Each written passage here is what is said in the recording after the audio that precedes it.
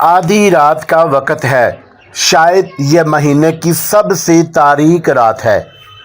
اندھیرے میں قبروں پر جھکے ہوئے تکونے اور چوکور کتبے سایوں کی طرح لگ رہے ہیں جو قبروں کے اوپر جھک کر ساکت ہو گئے ہیں۔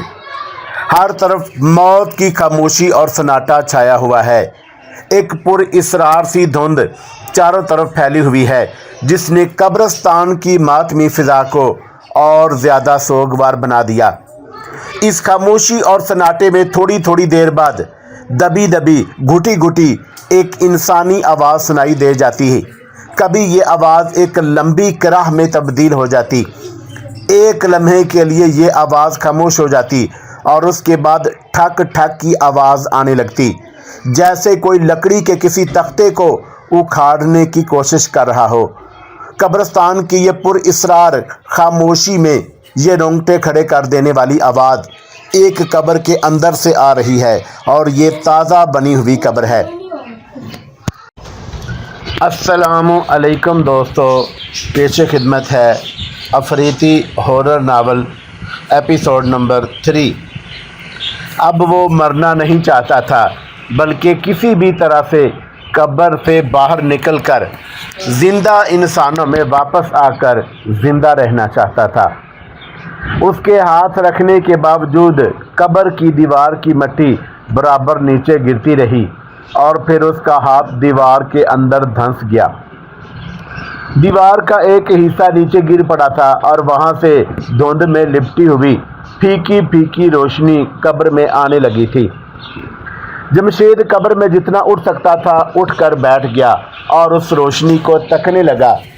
ایک دم اسے خیال آیا کہ کسی غیبی طاقت نے اس کی مدد کی ہے اور قبر کی دیوار کھول دی، اور یہ پھیکی پھیکی دھندلی روشنی ستاروں کی روشنی ہے جو باہر سے آ رہی ہے۔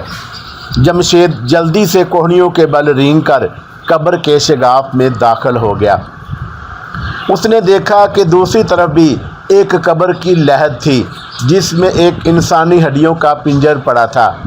ہڈیوں کے پنجر کی گردن کی ہڈی کے قریب ہی ایک انسانی کھوپڑی پڑی تھی جس کا اوپر والا حصہ غائب تھا، اور کھوپڑی کی ایک آنکھ سے سیاہ بچھو چمٹا ہوا تھا۔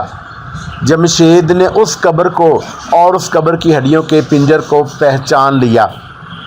یہ وہی قبر تھی جس کے اندر بیٹھ کر اس نے پچھلی رات افریتی بدروح کا چلا کیا تھا، اور پھر ایک چیخ نما دھماکے کی آواز مردے کی کھوپڑی اچھل کر بڑے زور سے اس کے سر سے ٹکرائی تھی، اور وہ خوف زدہ ہو کر بھاگ نکلا تھا اور رینگتا ہوا اپنی قبر میں سے نکل کر دوسری قبر میں آ گیا۔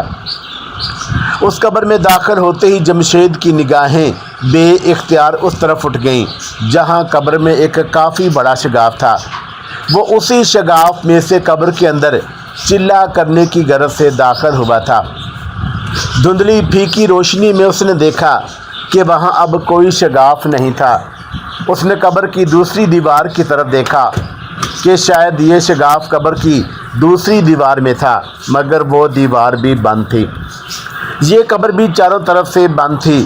اس نے سوچا کہ شاید یہ وہ قبر نہیں ہے، کوئی دوسری قبر ہے، مگر مردے کا صحیح سالم پنجر اور آدھی ٹوٹی ہوئی کھوپڑی اور کھوپڑی کی ایک آنکھ سے چمٹا ہوا کالا بچھو اس بات کا ثبوت تھا کہ یہ وہی قبر ہے جس میں گزشتہ رات جمشید نے چلا کاٹنے کی کوشش کی تھی اور ڈر کر بھاگ گیا تھا۔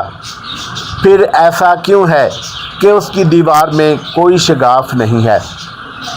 کیا یہ شگاف کسی نے باہر سے بند کر دیا تھا؟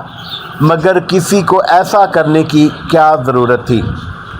اس قبر کے مردوں کے لواحقین ایک عرصہ ہوا وہاں سے جا چکے تھے، اور کئی برسوں سے یہ قبرستان ویران پڑا تھا۔ جمشید کی نگاہ کھوپڑی پر پڑی تو وہ سکتے کے عالم میں دیکھتا ہی رہ گیا۔ کھوپڑی جو ایک طرف کو ٹیڑھی ہو کر پڑی تھی آہستہ آہستہ سیدھی ہو رہی تھی۔ کھوپڑی کا اوپر والا حصہ آدھا حصہ اڑ چکا تھا۔ اس کی ایک آنکھ سے جو کالا بچھو چمٹا ہوا تھا وہ ساکت تھا اور بالکل حرکت نہیں کر رہا تھا۔ صرف اس بچھو کی دم جس میں زہر بھرا ہوا تھا کسی وقت ہلنے لگتی تھی۔ جمشید سہمی ہوئی آنکھوں سے کھوپڑی کو دیکھ رہا تھا۔ کھوپڑی آہستہ آہستہ سیدھی ہو گئی اور پھر زمین سے 2 فٹ بلند ہو کر عین جمشید کی آنکھوں کے سامنے آ گئی۔ جمشید چپ چاپ اپنی جگہ پر ساکت بیٹھا اسے تکنے لگا۔ کھوپڑی اپنی ایک آنکھ کے سوراخ میں سے جیسے اسے ٹکٹکی باندھے دیکھ رہی تھی۔ جمشید کو ایک بوجھل اور غسیلی مردانہ آواز سنائی دی۔ سن اے کالے جادو کے عمل، غور سے سن۔ تو نے میرے وجود کو ایسا نقصان پہنچایا ہے کہ جس کے لیے میں تجھے کبھی معاف نہیں کروں گا۔ تیری وجہ سے میری کھوپڑی کا آدھا حصہ غائب ہو گیا ہے۔ میں نے تجھے اپنی گرفت میں لے لیا ہے۔ میں تجھ سے اپنے وجود کی بربادی کا ایسا خوفناک بدلہ لوں گا کہ جسے تو مرتے دم تک نہیں بھلا سکے گا۔ جمشید کالے جادو کا عمل تھا اور بدروحوں کو بلا کر ان سے گفتگو کیا کرتا تھا۔ وہ سمجھ گیا کہ اس کا چلہ الٹا پڑ جانے کی وجہ سے اس مردے کی سر کی کھوپڑی کو نقصان پہنچا ہے اور اب یہ اس سے ضرور بدلہ لے گا۔ اسے یہ بھی اندازہ ہو گیا تھا کہ یہ مردہ کوئی بڑا خطرناک آتش پرست جادوگر تھا جس کا تعلق اس کے منحرف فرقے سے ہی تھا۔ جمشید نے آواز میں عاجزی پیدا کرتے ہوئے کہا، مجھ سے انجانے میں بڑی بھول ہو گئی۔ مجھے اگر پتہ ہوتا کہ یہ تمہارا وجود ہے تو میں اس قبر میں چلا کرنے کبھی نہ بیٹھتا۔ بھاری غسیلی آواز نے جواب دیا، اب کچھ نہیں ہو سکتا۔ مجھے تو نے جو نقصان پہنچانا تھا پہنچا دیا۔ اب تجھے میرے انتقام کی آگ سے کوئی نہیں بچا سکے گا۔ جمشید اسی لمحے سمجھ گیا تھا کہ اس کے ساتھ یہ جو کچھ ہوا ہے اور ہو رہا ہے اس شخص کی وجہ سے ہوا ہے، اور یہ کوئی بڑا خطرناک اور زبردست شیطانی طاقت والا آتش پرست جادوگر رہ چکا ہے، اور یہی اسے اس عذاب سے باہر نکال سکتا ہے۔ اس نے ہاتھ جوڑ کر کہا، مجھے معاف کر دو، مجھ پر رحم کرو اور مجھے یہاں سے باہر نکلنے کا راستہ بتا دو۔ میں ہمیشہ تمہارا غلام رہوں گا۔ غسیلی آواز نے کہا، غلام تو میرا ہو چکا ہے۔ میں جو چاہوں گا تیرے ساتھ کروں گا۔ میرا پہلا بدلہ یہ ہے کہ تو اب زمین کے اندر قبروں کی دنیا سے کبھی باہر نہیں جا سکے گا۔ یہ راکشوں، ٹھکرائی ہوئی بدروحوں، بدکاروں، گھنونے گناہ کرنے والوں کی عذاب زدہ آتماؤں کی دنیا ہے۔ تو اس آگ اور دلدلوں کی دنیا میں سسک سسک کر مرے گا، اور پھر تیری بدروح یہاں قیامت تک بھٹکتی رہے گی۔ ایک بھیانک کہکے کے ساتھ ٹوٹی ہوئی کھوپڑی آہستہ آہستہ نیچے آ کر اپنے ہڈیوں کے پنجر کے پاس گر پڑی۔ جمشید اگرچہ ابھی زندہ حالت میں تھا، خود بدروح نہیں تھا، لیکن وہ کالے جادو کے عمل سے بدروحوں سے رابطہ کر کے ان سے گفتگو کیا کرتا تھا۔ وہ عالم السفل کی اس گناہ آلود مخلوق سے مانوس تھا، چنانچہ اسے اس قدر حیرت نہیں ہوئی تھی جتنی کہ ایک عام نارمل انسان کو ہو سکتی تھی، مگر وہ زندہ حالت میں اس مخلوق کے درمیان آ جانے سے خوف زدہ ضرور تھا۔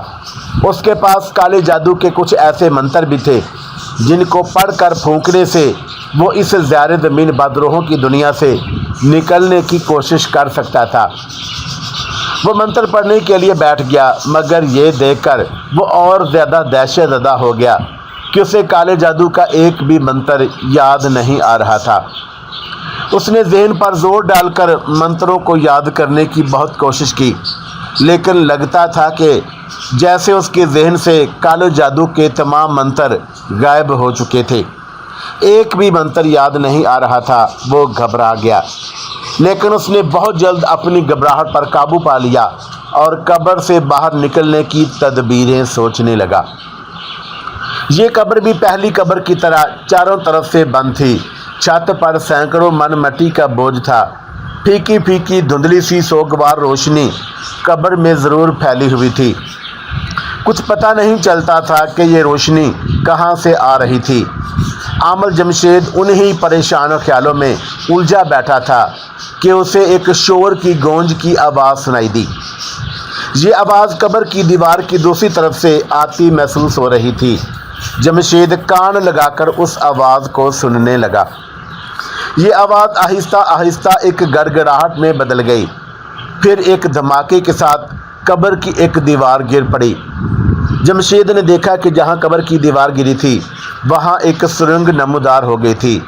इस उम्मीद पर कि शायद इस सुरंग के ज़रिए उसे ज़मीन के नीचे से बाहर निकलने का रास्ता मिल जाए, वो सुरंग में दाखिल हो गया।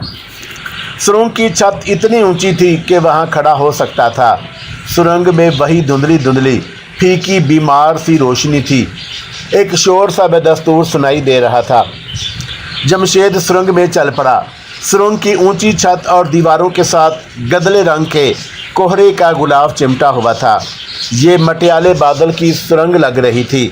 उसने दीवार को छुआ तो दीवार गर्म लगी। उसने जल्दी से हाथ पीछे कर लिया। वो आहिस्ता आहिस्ता चल रहा था। फिर ऐसा हुआ कि चलते चलते अपने आप उसके पांव ज़मीन से 1-2 फुट बुलंद हो गए। कोई शैतानी ताकत उसे अपने आप आगे को धकेल रही थी। शोर उसके करीब आने लगा था। फिर शोर इतना बुलंद हो गया कि जमशेद ने अपने कानों को हाथों से ढांप लिया, मगर शोर बुलंद से बुलंद तर होता चला गया। जमशेद को ऐसे लगने लगा जैसे ये शोर उसके अंदर से आ रहा है और उसकी रफ्तार खुद ब खुद तेज़ हो गई। कुछ ही लम्हों के बाद वो सुरंग की धुंध में बुलंद शोर की गूंज के साथ तिनके की तरह उड़ने लगा।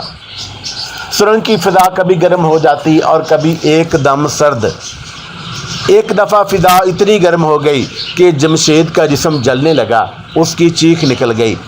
दूसरे लम्हे फ़िज़ा एकदम सर्द हो गई और जमशेद सुरंग में से उछलकर बाहर गिर पड़ा। वो जहाँ गिरा था वहाँ तारीकी ही तारीकी थी। उसने एक हाथ से ज़मीन को टटोला। घबराकर उसने अपना हाथ पीछे को खींचना चाहा, मगर उसकी कलाई किसी इंसानी पिंजर के हड्डियों वाले हाथ ने पकड़ ली थी।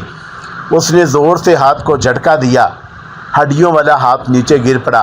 वो जल्दी से उठ खड़ा हुआ और अंधेरे में आंखें फाड़ फाड़ कर देखने लगा। उसे अंधेरे में ज़मीन पर इंसानी हड्डियों के पिंजर बिखरे पड़े नजर आए। उसने ऊपर निगाह डाली। ऊपर वही मटियाली धुंध की छत थी। आहिस्ता आहिस्ता उसे अंधेरे में नज़र आना शुरू हो गया। उसने देखा कि इंसानी हड्डियों के पिंजर उस तरह बिखरे पड़े थे कि कोई पिंजर आधा ज़मीन में धंसा हुआ था। किसी की सिर्फ खोपड़ी और गर्दन की हड्डी बाहर थी और किसी पिंजर की सिर्फ टांगे और हाथ ज़मीन से बाहर निकले हुए थे। सामने किसी में धुएं का गुबार सा उठ रहा था। जमशेद उस तरफ बढ़ा कि शायद उधर से बाहर निकलने का कोई रास्ता मिल जाए। धुआं नस्वारी रंग का था। वो धुएं के गुबार में दाखिल हो गया। सख्त नागवार बू उसका सांस बंद होने लगा। वो दौड़ पड़ा और दौड़ते दौड़ते गुबार में से बाहर निकल गया। अब वो एक ऐसी जगह खड़ा था जहां अंधेरा कम हो गया था और उसके सामने सायों की वादी थी, जिसके दरमियान एक छोटा सा रास्ता बना हुआ था। वो उस रास्ते पर चल पड़ा। उसने पीछे मुड़कर देखा। जैसे जैसे वो आगे बढ़ रहा था, पीछे वादी का रास्ता अंधेरे में छुपता जा रहा था। चलते चलते वो छोटे टेलों के पास आ गया, जिनकी चोटियां तारीकी में डूबी हुई थी। वो ज़रा आगे गया तो उसे टेलों के दरमियान एक झील दिखाई दी। झील किसी तार कुल की तरह स्याह थी। वो रुक गया और सोचने लगा कि अब किस तरफ को जाए। झील की स्याह सीता पर धुंध की पतली पतली लहरें हरकत कर रही थी। अचानक उसे धुंध की लहरों में एक कश्ती अपनी तरफ आती दिखाई दी। वो गौर से उस कश्ती को देखने लगा। कश्ती ज़रा करीब आई तो जमशेद ने देखा कि कश्ती में कोई बैठा चप्पू चला रहा है। कश्ती बड़ी आहिस्ता आहिस्ता और रुक रुक कर किनारे की तरफ आ रही थी। जब कश्ती ज़रा और करीब आ गई तो जमशेद को कश्ती में बैठी हुई एक औरत नज़र आई, जो दोनों हाथों से बहुत ज़ोर लगाकर चप्पू चला रही थी। कश्ती किनारे पर उस जगह आकर रुक गई जहां जमशेद खड़ा था। कश्ती में बैठी हुई औरत कुछ देर टिकटिकी बांधे जमशेद की तरफ देखती रही। औरत ने गहरे रंग की साड़ी पहन रखी थी और उसके बाल शानों पर बिखरे हुए थे। जमशेद हैरत में गुम था। کہ اس مردوں کی وادی میں یہ زندہ عورت کہاں سے نمودار ہو گئی۔ عورت بالکل زندہ حالت میں تھی اور اس کی سیاہ آنکھوں میں زندگی کی چمک موجود تھی۔ جمشید کو فوراً خیال آ گیا کہ وہ زمین سے باہر آ چکا ہے اور یہ آتش پرستوں کے قبرستان سے دور کوئی ایسا علاقہ ہے جو ابھی تک اس کی نگاہوں سے اوجھل تھا۔ ایک زندہ عورت کو اپنے سامنے دیکھ کر اس کے دل میں زندہ رہنے کی ساری توانائیاں اور زندگی کے سارے جذبے بیدار ہو گئے۔ اس نے عورت سے کہا، مجھے جھیل سے پار اتار دو، میں راستہ بھول کر ادھر آ گیا تھا۔ کشتی میں بیٹھی ہوئی عورت ٹکٹکی باندھے جمشید کو تکتی رہی۔ جب جمشید نے بے تاب ہو کر دوسری بار عورت سے جھیل کے پار لے جانے کے لیے کہا تو عورت بولی، کشتی میں بیٹھ جاؤ۔ جمشید فوراً کشتی میں بیٹھ گیا۔ کشتی میں بیٹھتے وقت اس نے محسوس کیا کہ کشتی اس کے بیٹھنے سے بالکل نہیں ڈگمگائی۔ وہ پر اصرار عورت کشتی کے ایک سرے پر بیٹھی تھی۔ جمشید کشتی کے درمیان بیٹھ گیا۔ عورت مسلسل اسے تاک رہی تھی۔ جمشید نے پوچھا، یہ شہر کا کون سا علاقہ ہے؟ پہلے تو میں نے یہاں کوئی جھیل نہیں دیکھی۔ پر اصرار عورت نے کوئی جواب نہ دیا اور کشتی کو گھما کر واپس لے جانے لگی۔ تب جمشید نے دیکھا کہ جھیل کا پانی جو تارکول کی طرح سیاہ تھا اتنا بھاری اور گاڑھا ہے کہ عورت کو چپو چلاتے وقت کافی زور لگانا پڑ رہا ہے۔ وہ بڑا حیران ہوا کہ اس جھیل کا پانی اتنا گاڑھا اور بھاری کیسے ہو گیا۔ اس نے عورت سے کہا، تم یہاں آ کر بیٹھ جاؤ، میں کشتی چلاتا ہوں۔ عورت نے چپو چلاتے چلاتے ہاتھ روک لیے اور اس کا نام لے کر بولی، اپنی جگہ پر چپ چاپ بیٹھے رہو، اور دوبارہ چپو کے ساتھ زور آزمائی کرنے لگی۔ لگتا تھا کہ کشتی تاریک دلدل کے اوپر چل رہی ہے۔ کشتی رک رک کر دوسرے کنارے کی طرف جا رہی تھی۔ اس وقت جمشید کا یہ شک یقین میں بدل گیا کہ وہ بھی عذاب زدہ گناہ گار مردوں کی دنیا میں ہی ہے، اور وہ ٹھنڈا سانس بھر کر رہ گیا۔ کشتی جوں کی جوں رفتار کے ساتھ سیاہ کالی جھیل کی دلدل میں دوسرے کنارے کی طرف بڑھ رہی تھی۔ جمشید سے رہا نہ گیا۔ وہ اس معمے کو حل کرنا چاہتا تھا کہ وہ کہاں ہے اور جہاں ہے وہ کون سی جگہ ہے اور وہاں سے کیسے باہر نکلا جا سکتا ہے۔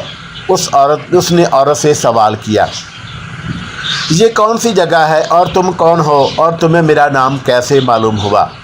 عورت نے فوراً جواب نہ دیا۔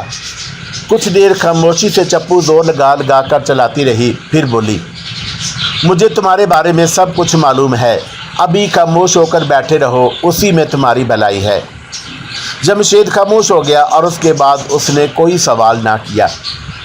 کافی دیر کے بعد کشتی جھیل کے دوسرے کنارے پر آ کر رک گئی۔ عورت نے دھیمی آواز میں کہا، آواز مت نکالنا، میرے پیچھے پیچھے چلے آؤ۔ عورت کشتی سے اتر گئی۔ جمشید بھی اس کے پیچھے اتر گیا۔ عورت ایک طرف کو چل پڑی، جمشید اس کے پیچھے پیچھے چلنے لگا۔ فضا میں اسی طرح گھٹن کا احساس تھا اور مٹیالے دھند پھیلی ہوئی تھی۔ دونوں جانب اندھیرا تھا۔ اس اندھیرے میں کہیں کہیں مکانوں کے دروازے سے نظر آ رہے تھے۔ اندھیرے کے دھند میں ڈوبے مکانوں کے صرف دروازے ہی دکھائی دے رہے تھے۔ کسی مکان کا دروازہ کھلا تھا، کسی مکان کا دروازہ بند تھا۔ ایک مکان کے کھلے دروازے کے قریب سے گزرتے ہوئے جمشید کو اندر سے کسی کے رونے اور سسکیاں بھرنے کی دبی ہوئی آواز سنائی دی۔ خوف کی ایک سرد لہر اس کے جسم میں دوڑ گئی۔ وہ جلدی سے قدم بڑھا کر پر اصرار عورت کے قریب ہو گیا۔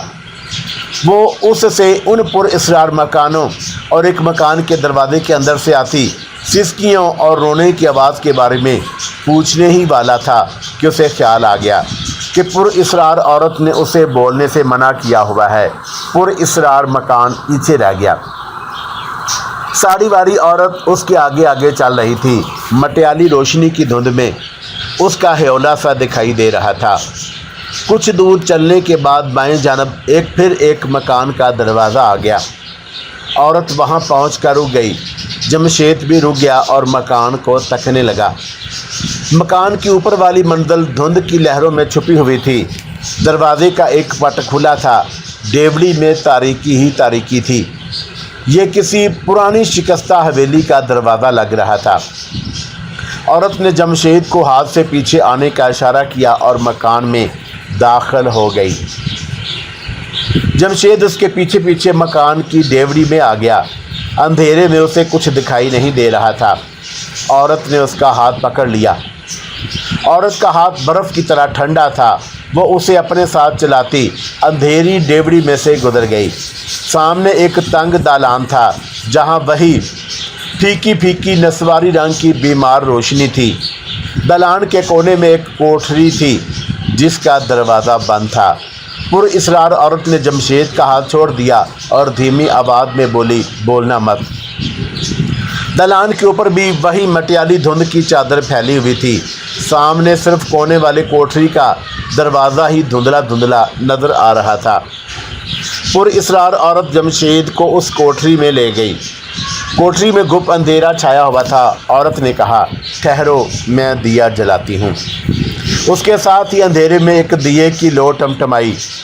जमशेद ने देखा कि औरत के हाथ में मिट्टी का एक छोटा सा दिया जल रहा है।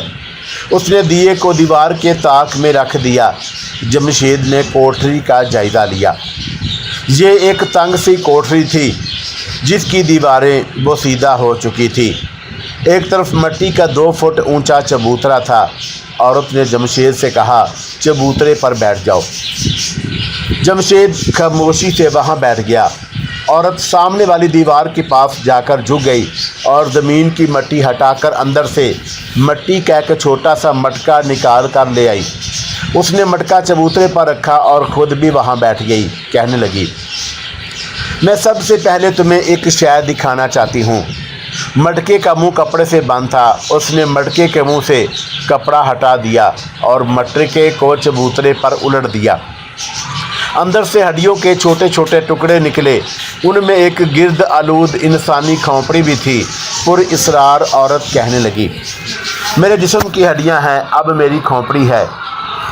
जमशेद ये सुनते ही हैरत में डूब गया और पुरइसरार औरत को तकने लगा। दिए की कमज़ोर सी रोशनी में पुरइसरार औरत की स्याह आंखों में एक पुरइसरार मकनातीसी चमक थी। वो सांवले रंग की औरत थी। उसकी उम्र 30 साल से ज़्यादा की नहीं थी। चेहरे के नक्श पर पुरकशिश थे। जमशेद उसी वक्त समझ गया कि ये औरत भी कोई भटकी हुई बदरूह है। वो कुछ पूछने लगा तो पुरइसरार औरत ने अपनी ठंडी उंगलियों वाला हाथ जमशेद के होंठों पर रख दिया और बोली, तुम्हें कुछ पूछने की ज़रूरत नहीं है, मैं तुम्हें खुद ही सब कुछ बता दूंगी। मैं इसीलिए तुम्हें यहाँ लाई हूँ। पुरइसरार औरत ने हाथ नीचे कर लिया। एक नज़र जलते हुए दिए की लौ पर डाली, फिर जमशेद को देखा और कहने लगी, मेरा नाम आरती है। भारत के शहर उज्जैन में एक नाचने गाने वाली के यहाँ मेरा जन्म हुआ। मैंने गुनाह और पाप के माहौल में आँख खोली। ज़रा होश संभाला तो मेरी माता मुझे एक गांव में अपनी एक सहेली के यहाँ छोड़ आई। वो नहीं चाहती थी कि मैं भी नाचने गाने का धंधा करूं। वो मुझे गुनाह की दुनिया से दूर रखना चाहती थी। मैं अपनी माता की सहेली के यहाँ रहने लगी। मेरी माता मुझसे हर महीने आकर मिल जाया करती थी। माता जी की सहेली गांव के मंदिर के पुजारी की बेटी थी। जवान हुई तो मेरी माता जी अगली दुनिया को चली गईं। उनके बाद मैंने पुर्जे निकालने शुरू कर दिए। गुनाह के जरासीम मेरे खून में पहले से मौजूद थे। मेरे गांव के एक गवाले से नाजायज़ तल्कात बन गए।